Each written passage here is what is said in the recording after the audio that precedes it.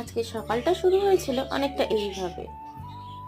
আমি পড়াতে বেরোবো আর টম কিছুতেই আমাকে যেতে দেবে না।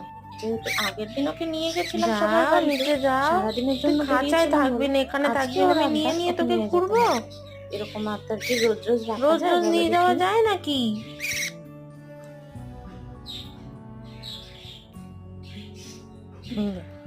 এটা এখন ঘুমের সময়? আমি এখন তোকে নিয়ে বসে থাকবো, তুই ঘুমাবি?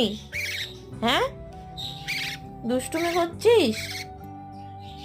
যা না, যা শোনা, এখানে এখানে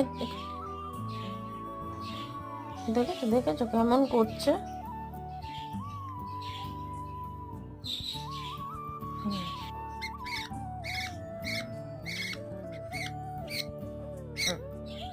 এখন হবে না তো মা, এখন একাই ঘুমো করতে হবে।